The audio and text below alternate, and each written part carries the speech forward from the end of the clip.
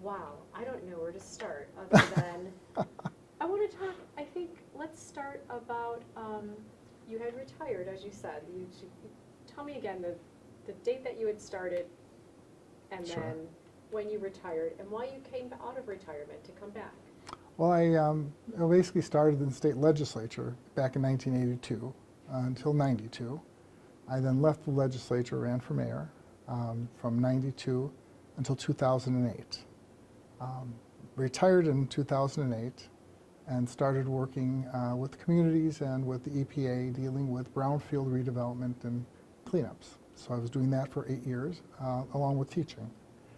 And then made a decision to come back. And the decision come back really based on what I thought we were missing in Kenosha. And that was that we were losing our young people and we weren't bringing in young people. Those two things are, for communities to live and survive and grow, you need to get young people back involved and give them opportunities. And so that was the reasoning for coming back. And I can see, just as you showed me what is coming for Kenosha soon, there is a lot that is based on our young people here. You talk about the new schools that are going to be developed. One that is the Innovation Center that is going to be, the biggest around. Talk about some of those projects that are geared towards young people. Well, when you look at what do you do to bring young people into your community and how do you keep young people, you have to have the right type of jobs. And Kenosha reinvented itself a number of times. We went from a very heavy manufacturing to a lighter manufacturing to also then warehousing. And when you look at those type of jobs, they're wonderful, you need them, it's very helpful to the community, but it's not necessarily a lot of young people are interested. So the area of tech, medical, those type of things we needed to expand upon. And the only way you're going to do that is basically putting the community in a situation that entrepreneurs want to come into the Kenosha, that young people want to start their own businesses here, that the type of training that is necessary is targeted to the industry that we wish to see to come in. Technology, medical, those type of things all need to happen, R&D. So the next step of what we've done is how do we expand our base? We want to keep the industrial, you want to keep the warehousing. How do we expand our base and actually include these other types of industry so that young people come and actually have an opportunity? So we kind of looked at it from perspective of education, first off, and so we rebuilt in the Uptown a housing project that is basically workforce housing, so the rents are reasonable. On the first floor, there's a restaurant. There's also a grocery store, and it would be a grocery store desert area, and a children's library. And basically looking at from birth to K5, as the targeted area for a reading. So what we did is we created a reading library in that building, which is owned by, not the building owned by the city, but the one piece of the building for the library is owned by the city. And so we started with education looking at how do we improve the reading scores in one of my lowest reading score areas? How do I impact the 5 neighborhoods that are around the Uptown and Chrysler site? And so that was the first piece of what we looked to do. The second piece then dealt with how we were going to deal with teenagers. And so we created what's called the Keela building, which, as I mentioned to you, was a good part of the brainchild of one of my staff, Kathy Marks, who has now passed. And she worked diligently on that project. And what we did is we put together all the colleges, so all 4 colleges are in that building, to work with young people for higher education. We also put into that building the Y, which has a teen program, which the city had worked with the Y that created in the middle schools. We also worked with Jockey and the Y and Best Buy to create a teen tech center, and we're the second smallest city to have one of these. And that will be teaching coding to kids. So that is also in that building. Mahone Foundation, which deals with internships, is in the building also. Generator out of Milwaukee is in the building, which is helping people start with their own businesses. And so that is also included in the building. And there are other things that we're looking at also expanding upon, building trades and other types of things for more technical education and manufacturing, that we can train people up for the jobs that are there. Now, Gateway Technical School is involved in all of this also, so that we've pulled together all the partners. And that is what is in the Keela building. And so that is actually just opening up in the next couple of weeks. So that building will be up and running. So that then starts to deal with young people in the middle school and starting some of the high school.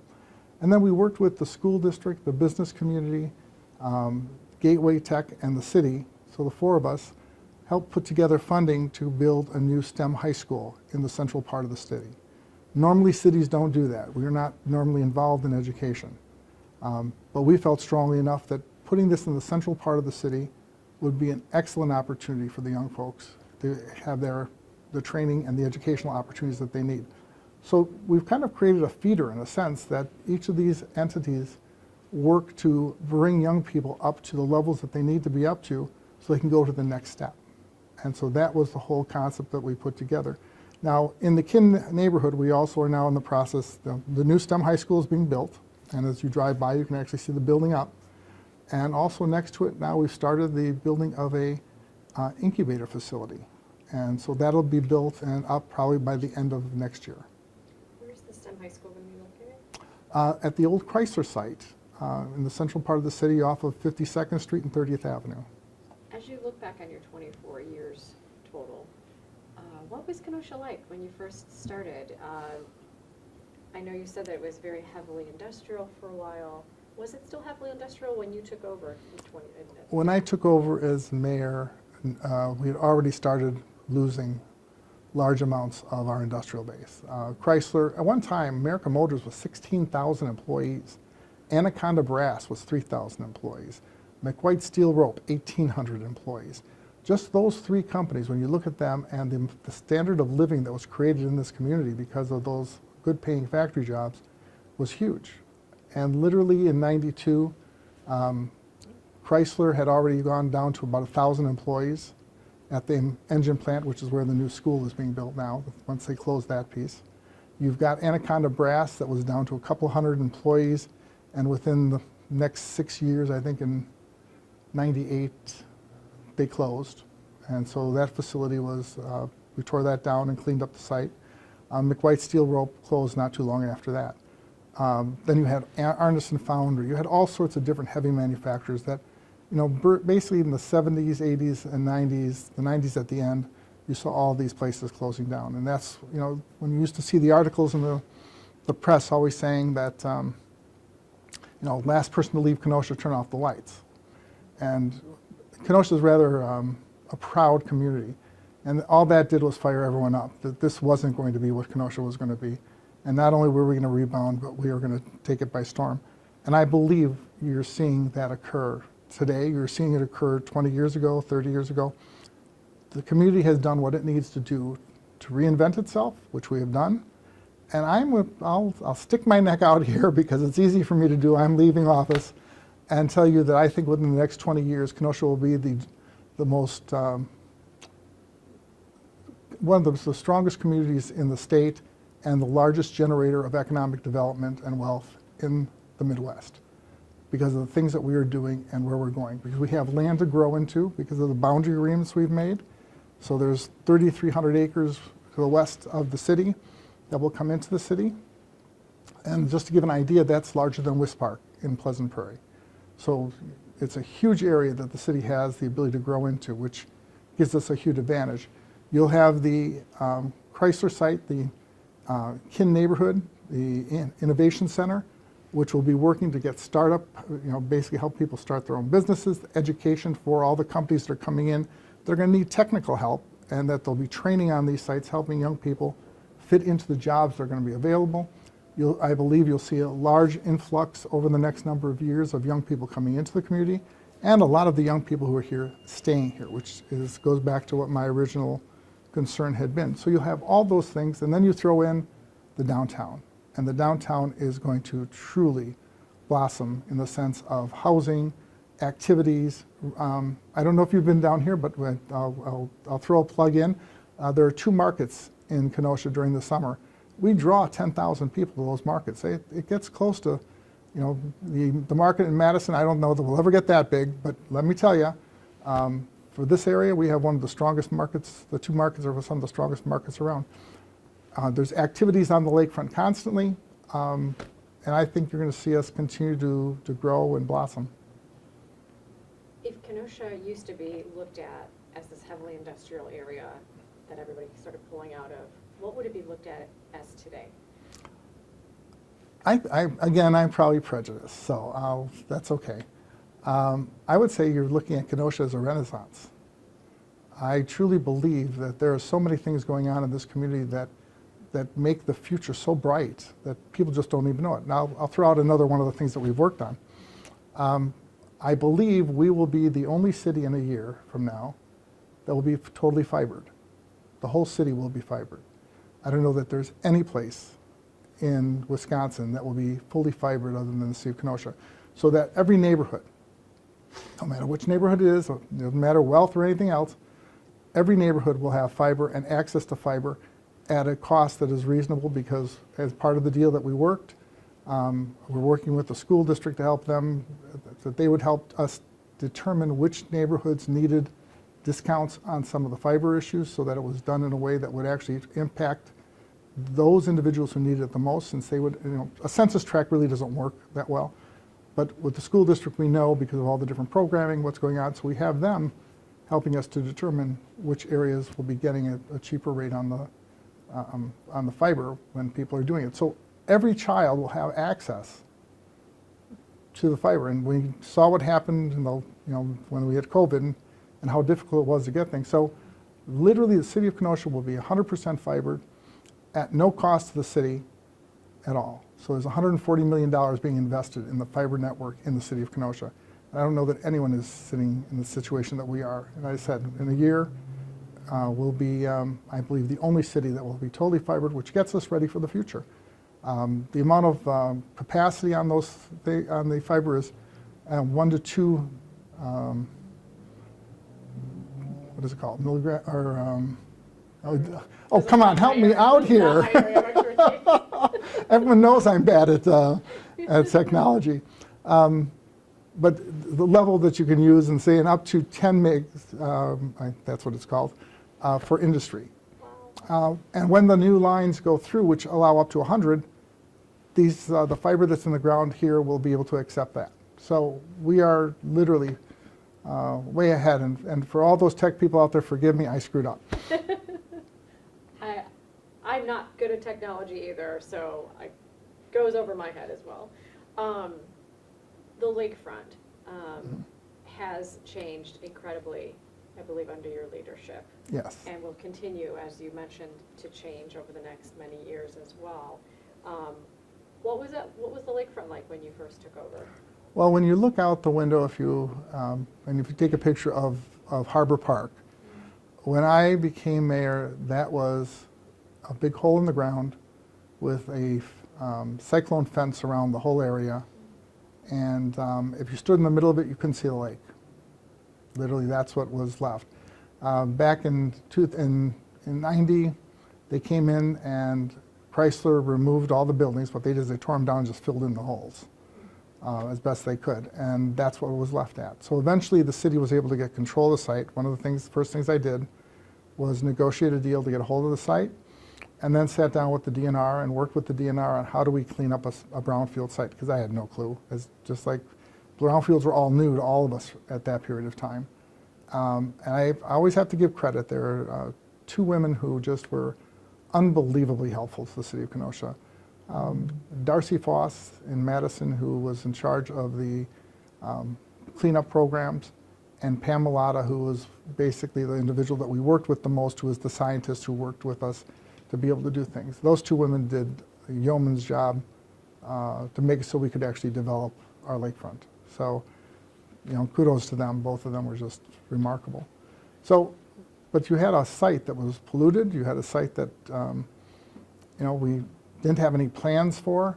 Brought in an entity called the Urban Land Institute, and actually learned a great deal from that because of a mayor called Bill Hudnut, who was the mayor of Indianapolis for years, and he retired and was now, kind of working with the Urban Land Institute to work with communities to help them develop. So he he was the political arm. So he came in and basically told me everything I was doing wrong, which was really helpful because there was lots of things I wasn't doing the way I should be doing it. And so I learned a great deal from him. And we started implementing some of the concepts that he had given us, which was to make sure that the public knew what we were doing. We made sure that there was a small group that we bounced everything off of, and then after they bounced off of them, we went to a larger group. We nicknamed it the Gang of 100. Some times we would have 500 people there, sometimes you'd have 50 people there. But we would then present what we had just been working on as to putting the plans together and getting feedback from them on what they wanted to see happen at the lakefront and at Harbor Park. And so we did that, and then we taped everything, and we just kept on putting it on a loop. So I always chuckle because my favorite memory is people coming up to me and saying, John, you know, we've seen that 13 times. Could you change the tape? And I mean, just because we made sure that no one could say they didn't know what was going on. And I am always very grateful to Bill Hudnut for basically helping lay out that kind of concept, because we've used that then on just about everything we've done. As somebody who loves Kenosha and the lakefront, I think that for me is a visual thing that I connect to your administration. Tell me something that you are really proud of, maybe one of the things that you were leaving behind that you're happy that you gave to the city. I think probably there's so many different things that we've done, and you know, it's never just me. It's all the people who've been involved in these things. I mean, none of this happens without huge amounts of help. But I think what I'm most proud of at the present time would be what we're doing with the Innovation Center in the central part of the city.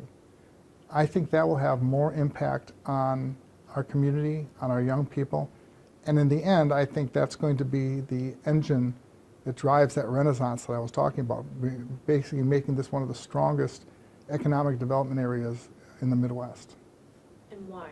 Why is that? Because it does a number of the things that needs to be done. It helps young people improve their education and improve their ability to be able to get into places that they right now sometimes aren't able to do.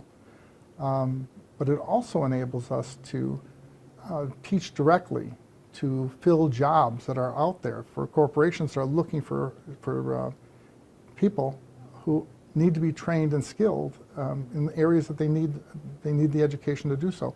So we'll be doing that along with the entrepreneurship, which I think is just, Wisconsin has done a terrible job on entrepreneurs.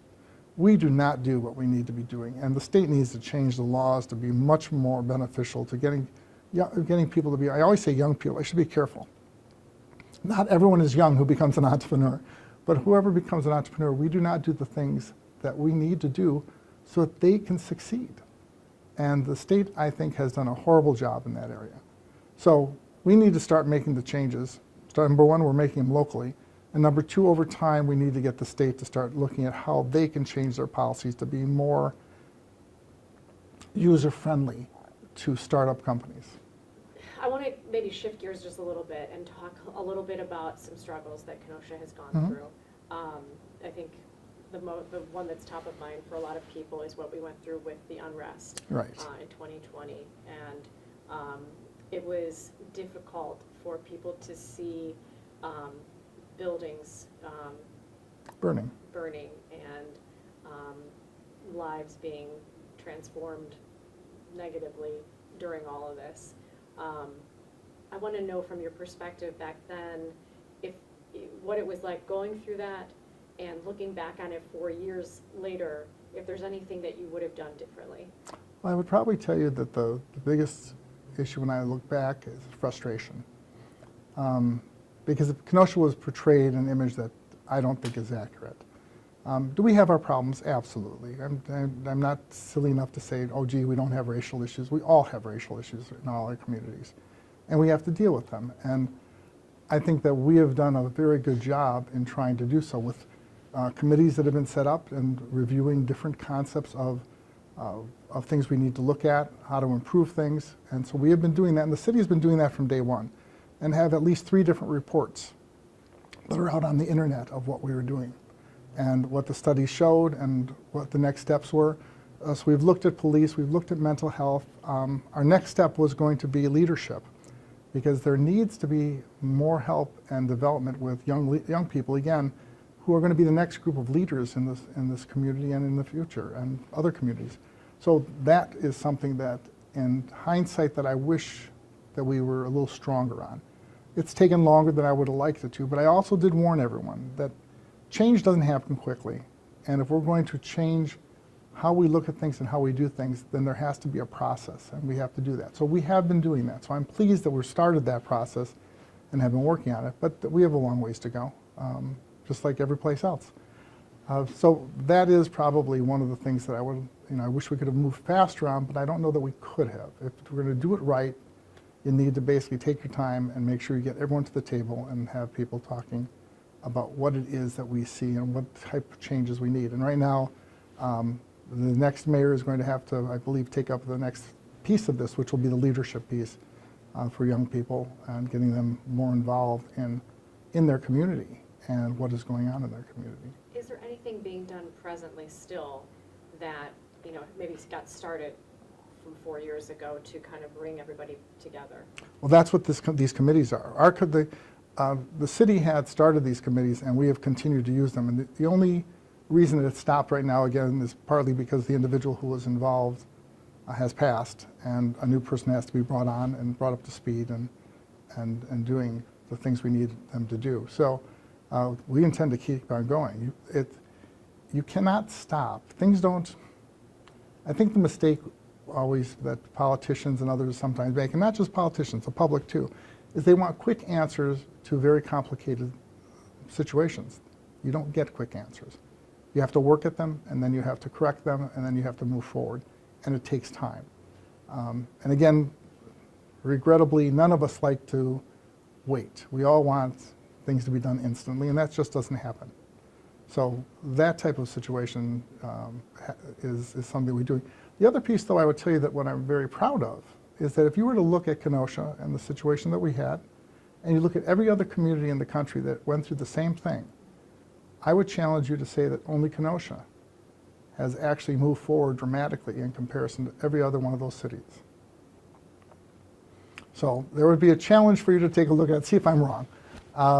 But if you look at Minneapolis, you look at Seattle, you look at Oregon, you look at different places that had civil unrest, and you look at Kenosha, every one of our buildings that were destroyed are gone, are torn down. There is no light from them. There may be empty spaces because we haven't been able to redevelop everything.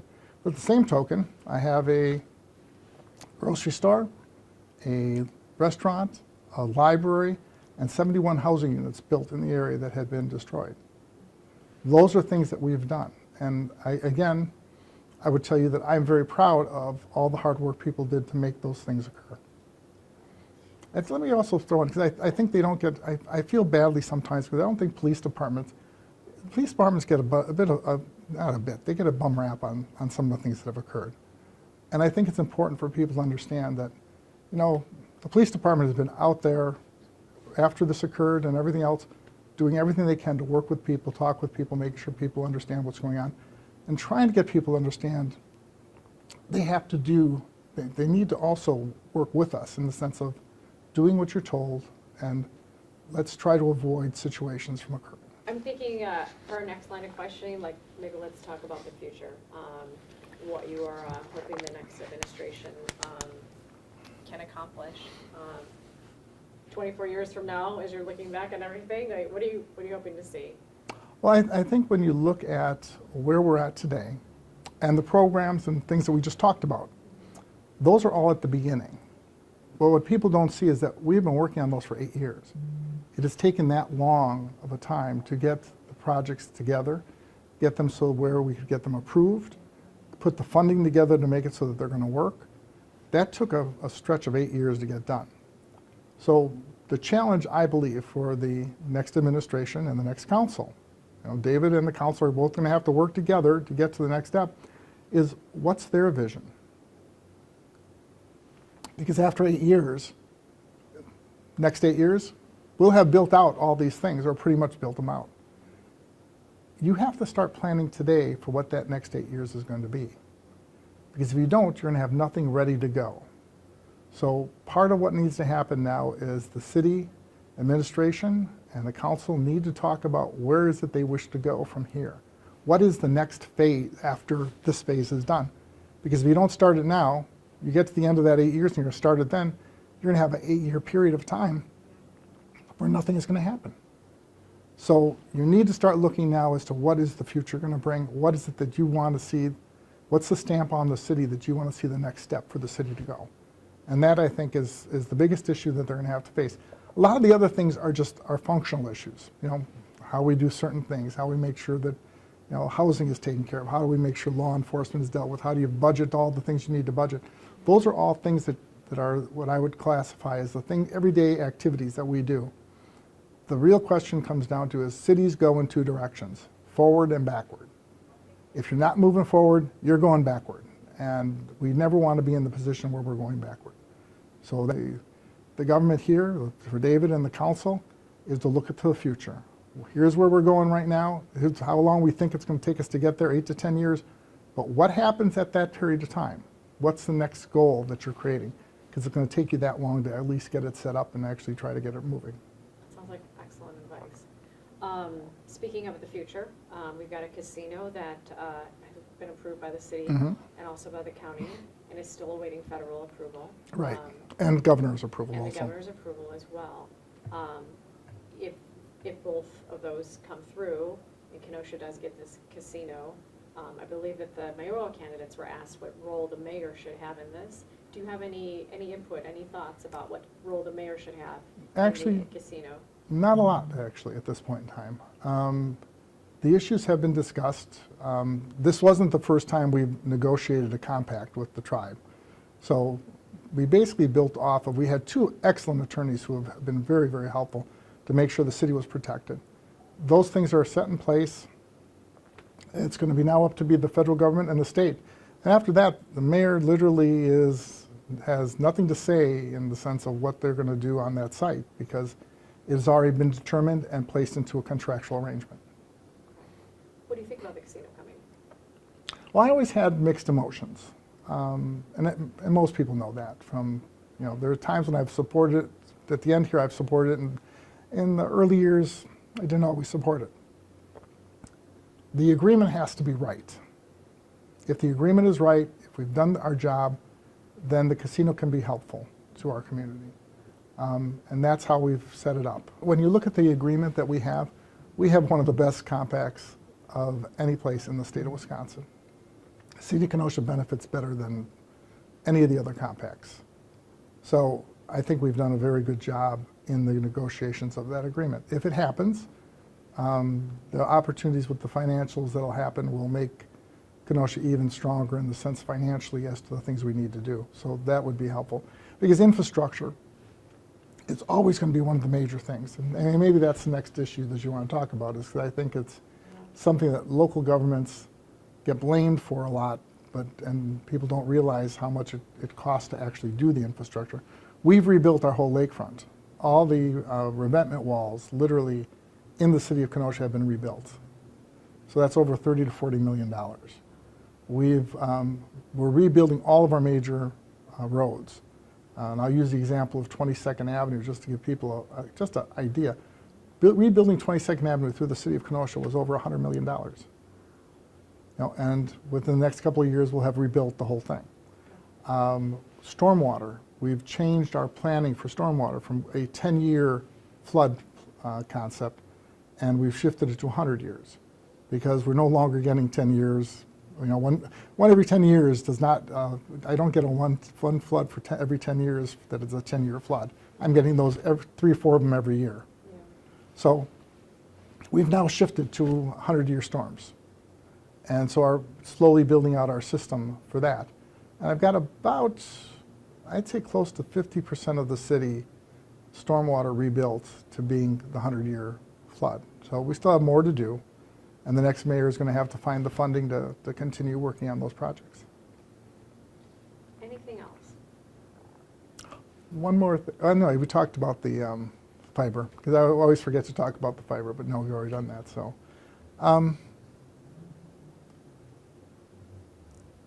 not Not really, no, just all the things, there are times with things that you look back at and you say, I wish we'd gotten that one done, but it never worked. Well, you retired once and came back. Any chance you'll retire this time and come back again? And what did I do to you that you don't like me? No, it's done. It's, you know what, I think sometimes, and I don't want to speak for all politicians, but there is a point in time when it's just time to be done. And it's time to let other people kick the tires, let them see where they can go and what they can do. And I've done this long enough. I just really feel very strongly that at some point in time, sometimes we don't know when to walk away. In this case, it's time for me to walk away. For good. What are you going to miss the most? People. I'll miss the people in this office. I'll miss the people in this building. I have some of the best employees in the state of Wisconsin.